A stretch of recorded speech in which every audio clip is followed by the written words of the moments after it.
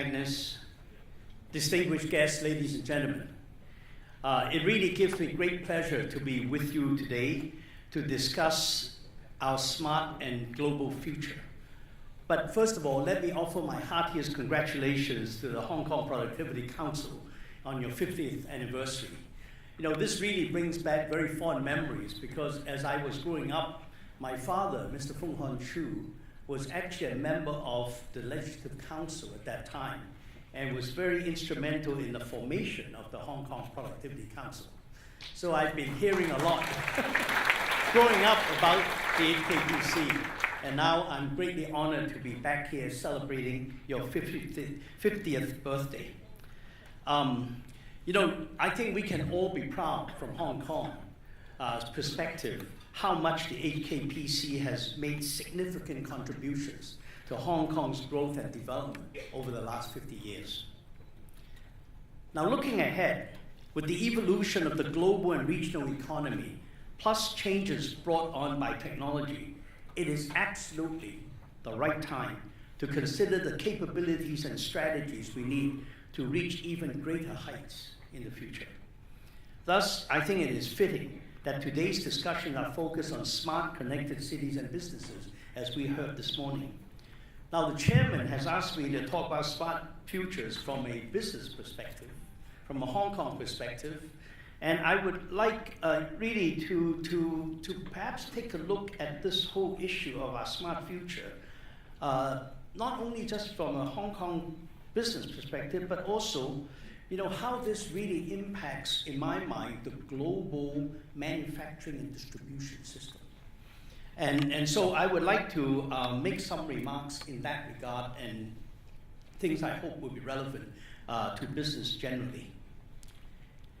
Many of you will already be familiar with the growth of global supply chains, which today are so commonplace that we no longer wonder where the product in front of us really came from. We simply assume that it came from abroad. We also don't notice that it might contain inputs from 5 or 6 different countries, from a myriad of suppliers who have never met each other. Those of us in the room who are old enough will be able to think back to the time when the world's consumer products were actually not made right here in Asia. 40 years ago, American and European multinationals were vertically integrated, manufacturing close to home, and even for simple consumer products. For example, in the 1960s, most of the apparel sold in the US was made in the US. And I'll say a little bit more about this in a moment. 2 things happened to change all this. First, Mr. Deng Xiaoping went on his southern tour, which allowed Shenzhen and then the rest of coastal China to open to foreign investment and business for the first time since the country's founding. And that is really in the early 1980s. The growth of trade and investment in China would, over time, add nearly 500 million workers to the world's labor force. Not just from China, of course, but really opening up the rest of the world. And let's not forget the opening up of the Comecon countries that released a huge labor force onto the world, thus opening up a range of possibilities for the globalization of production. At the same time, developments in the information and communications technology, and more specifically, the internet, made it possible to coordinate and track advanced logistics and complex supply chains at a distance. This simplified and greatly reduced the cost of long-distance production and transportation. In fact, in my mind, one of the biggest impacts of the internet was not just on the new products and services that the internet created, but in the fundamental change that it made to the basic production and distribution processes that we've had for centuries. The Hong Kong manufacturers and traders saw the opportunities, and we were among the first to invest in China, move production across the border, and build today's global supply chains. These were the seeds of China becoming the world's factory. The impact of this on consumer industries worldwide was significant. By the 1990s, the proportion of clothes sold in the US that were made domestically have dropped from 95% in 1960 to 50%. And today, only 2% of clothes sold in the US are actually made there. What this means is that America's clothes are being made everywhere else, not only in China, but also in Southeast Asia, in Latin America, and further afield in India, Bangladesh, and parts of Africa. And the same is largely true for a wide variety of consumer products, household goods, and light industrial products that people use every day. Hong Kong companies have played a key role in this transition as manufacturers, traders, facilitators, financiers, and importantly, as orchestrators of the global supply chain. For sure, geography and a fortunate confluence of geopolitical circumstances contributed to the rise of global supply chains. But beyond that, we should remember that the rise of supply chains was never a foregone conclusion. They met specific needs, filled gaps, and uncovered hidden opportunities. As one example, take sequential versus simultaneous production. In traditional vertically structured production, parts were made in-house in a sequential manner, sort of stage after stage, meaning that one part was not started until its components were finished, right, in a vertically integrated situation. If the production of a component was slow or delayed, everything downstream is actually affected. Now, in a quest for speed and stability, global supply chains basically disaggregated production, outsourcing parts to be produced all over the world simultaneously by different suppliers who were specialized in that particular part, thus gaining in quality, mitigating network risk, and enabling the entire production process to speed up. Today, radically outsourced, dispersed production is the norm, but this change has taken over 30 years. The same can be said for the migration of manufacturing from Hong Kong to China. Pioneers of supply chains looked beyond the fields for agriculture, and saw the possibility in connecting China with the rest of the world. They took calculated risks to make something of these visions. Their global mindsets and the combination of pragmatism and risk-taking have helped to create supply chains, not just in China, but now all over the world. Today, supply chains are again in transformation as we face new sets of opportunities and challenges brought on by the digital economy. And the traits that got us to where we are, being global in one's outlook, taking risks, and being grounded in one's approach, will still be necessary, but I'm afraid they will be far from being sufficient. And really, to remain competitive, we need to think much beyond these attributes that we've developed over the years. If we take vertically integrated and localized supply chains as 1.0, globally dispersed supply chains as 2.0, then we have already moved into the area of global supply chains 3.0, and the fundamental drivers behind this change is threefold. First is the rapid advance of technology, which is revolutionizing the consumer and retail interface. And this is this little thing that we all carry. It's completely revolutionized the consumer interface and giving rise to e-commerce and flattening the playing field that global brands and retailers used to rule. The consequence for supply chains is that they have to be much faster, much more agile, and more transparent in order to meet the needs of modern digital mobile consumer. This is not just about automation, but about understanding new technologies such as artificial intelligence, machine learning, big data, and blockchains, to name just a few, and to rethink the entire value chain while making it more responsive, accurate, and agile. The second driver is the current and future rise of emerging markets middle class, primarily in China and India, but also throughout the developing world. In the next 25 years, over 2 billion new middle-class consumers will be added to the global markets, shifting the bulk of global consumption from the rich countries of the West to today's developing world. The consequence for supply chains is that our traditional source in the East and sell in the West, source in the East, sell in the West, that was the old mantra, is now turned completely upside down, as everyone must source everywhere and sell everywhere. And you can see the complexities that's adding to the supply chains. The pace of change is quickest in China, whose consumers is perhaps the most demanding and most mobile in the world today. The third driver is the rise of sustainability, which is putting new demands on supply chains. They must adhere to global standards with strong protection for labor and worker rights, safety, and environmental compliance. Regulations have not completely caught up with the new consumer consciousness, but there is no doubt that tomorrow's supply chains must contribute to the global push to achieve the UN Sustainable Development Goals. It is up to supply chain managers to figure out how to solve global problems at the same time as delivering products at a competitive price, and frankly, the most important thing is speed, at breakneck speeds to consumers all over the world. It is a real challenge. So if you look at the core capabilities that will enable supply chains to compete in this new environment, there are a few that will stand out. The first is the global mindset combined with an ecosystem mindset.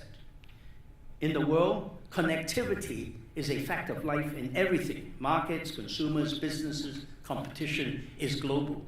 It is not just about being better than everyone else, but in using your networks and ecosystems to expand your relevance and enhance your capabilities. There is a potent message here for Hong Kong, especially as we wish to imbue our youth with a global mindset. Here in Hong Kong, we're in the midst of one of the world's most powerful ecosystems of design, innovation, manufacturing, and services. If we're able to connect seamlessly with our neighbor across the border, Shenzhen, which in my mind is fast becoming the technology and innovation center of China, and of course, the Greater Bay Area that we talk so much about. Thus, it is not enough to just have a global mindset. We have to create our own ecosystem and put it in the context of global ecosystems. If we in Hong Kong can do this, it will truly be powerful. This, of course, if we think of this ecosystem being produced and created in this area, in the Greater Bay Area, this is, of course, the beginning of the whole Belt and Road Initiative, especially the Maritime Silk Road, and it will push out to the 60-some countries along the Silk Road. Secondly, we need to build up our digital capabilities. As I have said, this is all about using new technologies to rethink our business, and indeed, rethink our traditional industry structures before someone else does it for us. We are doing this in supply chains. At the factory level, by capturing data to drive efficiency in operations, product design and development, and the provision of supply chain service. We are cutting lead times in half. In fact, half is only the beginning. It's going to be actually cut by more than half. Reducing costs dramatically, empowering our people, and reimagining consumer products in the digital world. In the future, artificial intelligence and machine learning may lead our businesses into completely new areas. For sure, technology does not guarantee innovation. But the record shows that innovation powered by technology, catalyzed by technology, creates exponential change. So we must build digital capabilities, both for our current staff and for future generations.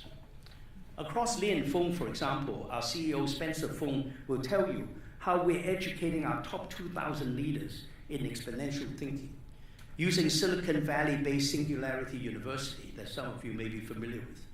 We plan to put several hundred key staff through data analytics boot camps. We are also using platforms like Big Think and Coursera to build awareness of new technologies and support our people as they digitalize our business. The third capability that will be important goes back to the idea of taking risks. Today's business environment is one where disruption happens every day. Startups could grow to disrupt industry giants, and icons of global business could be reduced to irrelevance within just a few years. We all need new approaches to dealing with market change and the changes in the environment. I'm not saying that every business needs to take giant leaps in new directions, but in an environment of multifaceted disruption, an active approach to experimentation, to prototyping, to iterative lessons learned can actually help companies take calculated, pragmatic bets in the future. I'm not asking everybody to take a wild-eyed leap into the future, but I am asking everybody to quickly and immediately do a series of experiments that allow us to feel our way into the future. For example, Amazon builds the idea of change into their routine operations through hundreds of experiments that they run every day on their platform. We don't all need to replicate Amazon's approach, but anyone who is going to be a pioneer needs to do much more nowadays to come up with new ideas, develop them into business-relevant innovations, and do rapid prototyping, and do rapid prototypes in a matter of days, if not weeks. By implication, with more experimentation, there's also the chance for more failure. Companies have not always dealt well with failure. Some have trouble owning up to it, or they may inadvertently punish the team involved in a failed experiment. We need to rewrite the rule book to see every experiment as a learning opportunity. There are no failed experiments, only lost opportunities. And companies that cannot foster this type of learning and doing environment will find themselves at a disadvantage when competing against companies that have that type of mentality. And we all know the consequences of that. There is much we need to do to enable this change. One is obviously education. And I know there are many educators among you in the audience. A common complaint in Asia especially is that it is difficult to recruit and retain staff who can think out of the box. Now, in fact, not just think out of the box, but frankly, to take initiative and to be able to drive ideas forward. I have this problem every day. However, we should be proud that many Asian economies find themselves at the top of PISA achievement tables in science and math. But we should ensure that this does not come at the expense of promoting creative and critical thinking. Sometimes it's so much learning by rote, and we actually do better and better in scores and think that then we're doing better overall. The correlation is not one-to-one. So, ladies and gentlemen, I would like to end by continuing on the theme of learning. It used to be that people got their education and then entered the workforce, working their way up until retirement. Today, the pace of change has upended that particular model. John C. Lee Brown, the scientist, thinker, and head of the Deloitte Center for the Edge, and advisor to Lee and Fung, has said that in the past, the holy grail for companies was really about scalable efficiency. This is replicating their operations across the globe and reaping the profits from scale. Okay, it's all about scale efficiencies and how you can actually achieve critical mass. Today, he says that companies can only succeed by what he calls scalable learning. What he is saying is that the pace of change is so fast that as soon as companies perfect a capability, the external environment will have changed so much that scalable efficiencies becomes a meaningless point. Instead, companies need to actively and continuously acquire insight into the external environment while they hone their internal capabilities and industry collaborations so that as the market change, so do they. The goal is really accelerated learning across the organization. Of course, this is easier said than done, and we're trying to implement it every day, and we need the HKPC's help. But I wanted to end, but I really wanted to end on this because I have just spent 30 minutes telling you about the global supply chain's development and its future trajectory. And in fact, it is still changing. With the technology in the mix, no one can tell where we will end up. We can only make educated guesses that we refine constantly along the way. So the capabilities we need today will continue to change and evolve into the future. The future will be smart for sure, and in order to win, we must be smarter. By accelerating our learning, we will have that particular chance. So thank you very much.